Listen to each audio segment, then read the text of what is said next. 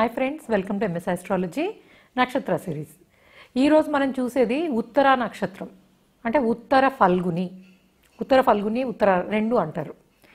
ఈ నక్షత్రం రెండు రాసుల్లో ఉంటుంది.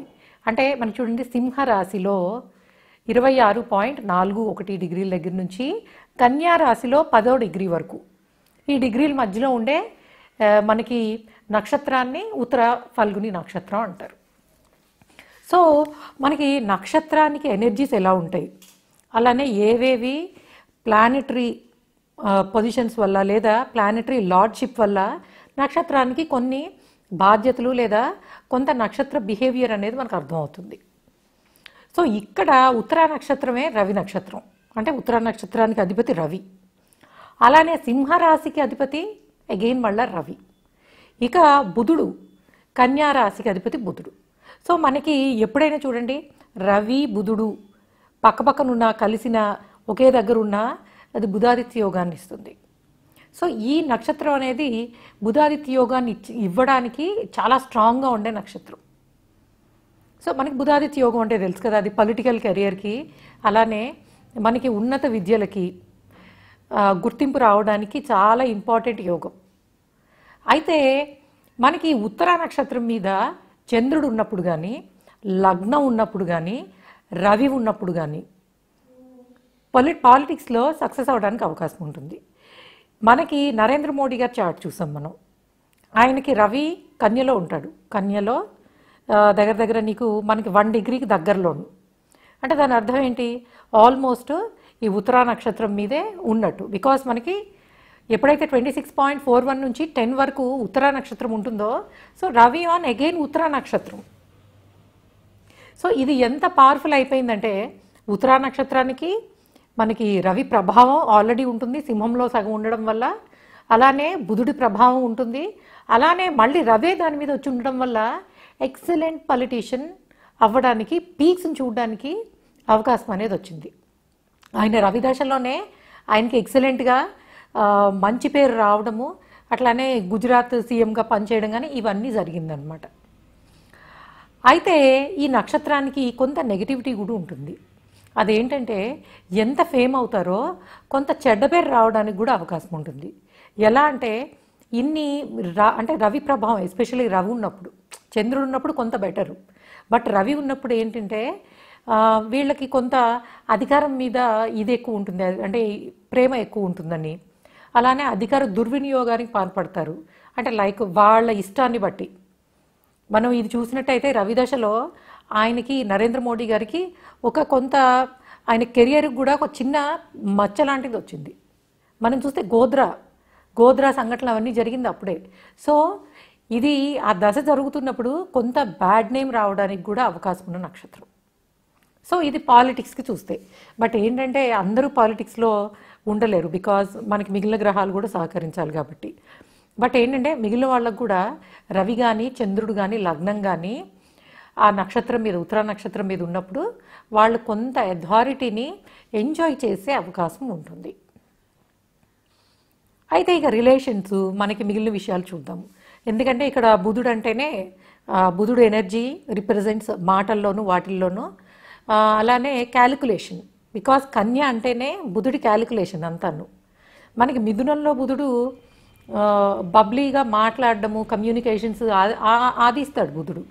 బట్ కన్యలోకి వచ్చేటప్పటికి ఏంటంటే ఆ బుధుడి మెచ్యూరిటీ లెవెల్స్ అనేది ఇంకా ఎక్కువ ఉంటుంది. సో అక్కడ ఏంటంటే ప్రతిదీ ప్లాన్ ప్రకారం క్యాలిక్యులేటెడ్గా చేయడం. సో వీళ్ళు ఏంటంటే బిజినెస్లో కూడా సక్సెస్ అవ్వడానికి ఛాన్స్ ఉంటుంది. ఉత్తరా నక్షత్రం మీద ఎస్పెషల్లీ లగ్నం ఉన్నప్పుడు they can be an excellent business people అని చెప్పొచ్చు. బికాస్ వాళ్ళకి ఎంత క్యాలిక్యులేటెడ్గా ఉండాలి, ఎంత ఇన్వెస్ట్ చేస్తే ఎంత రిటర్న్స్ వస్తాయి, ఇలాంటి వాటన్నిటి మీద ఎక్సలెంట్ గ్రిప్ ఉండడానికి అవకాశం ఉంటుంది బై బర్త్. అలానే మూన్ ఉన్నప్పుడు కూడా, మూన్ ఉన్న సన్ ఉన్నా కూడా ఆబ్వియస్గా తెలివితేటలు అనేవి కొంత క్యాలిక్యులేటెడ్, ఎక్కడ ఎంత ఇన్వెస్ట్ చేయాలి, రిటర్న్స్ని ఎట్లా తీసుకోవాలి బ్యాక్కి అనే కొంత తెలివితేటలు అనేవి బాగుండడానికి అవకాశం ఉంటుంది. అయితే ఎప్పుడైతే బుధుడు రవి రెండిటి ప్రభావం నక్షత్రం మీద ఉంటుందో, ఇది కొంత రిలేషన్స్ విషయంలో ఇబ్బంది పడే అవకాశాలు ఉంటాయి. అంటే ఒకవేళ వీనస్ ఈజ్ వెల్ ప్లేస్డ్ అనుకోండి, అప్పుడు కొంత పర్లా. బట్ మనం అగైన్ నరేంద్ర మోడీ గారి చాటే చూస్తే Venus also placed in the same సింహంలో ఉన్నది. సో ఇది కూడా ఏంటంటే కొంత ఆ నక్షత్ర ప్రభావము, ఈవెన్ శుక్రుడు ఉన్న స్థానం వల్ల కూడా కొంత ఇబ్బంది పడడం అనేది జరిగింది అండ్ పర్సనల్ లైఫ్లో.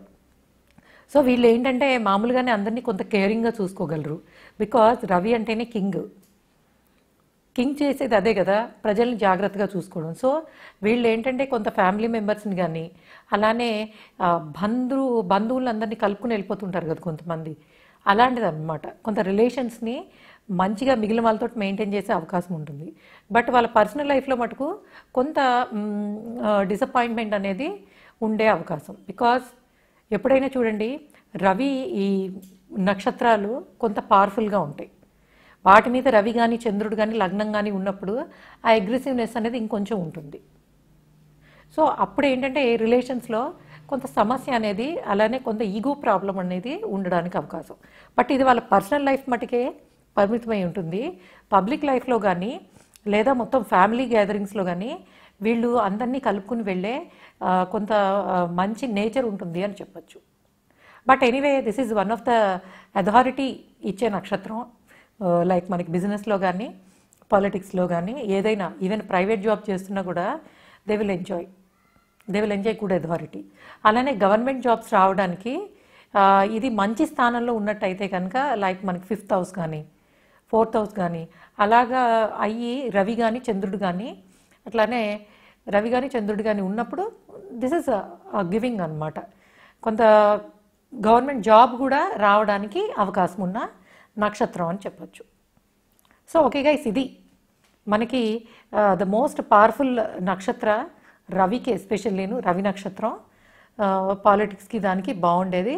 ఉత్తర ఫల్గుని నక్షత్రం, ఉత్తర నక్షత్రం. Okay guys, thanks for listening. Please subscribe our channel MS astrology.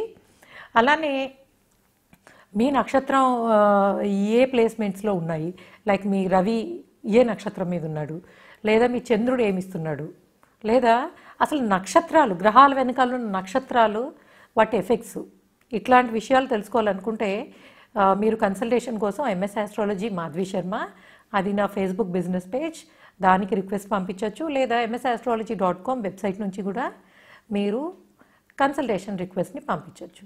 Okay guys, thanks for listening. Thank you.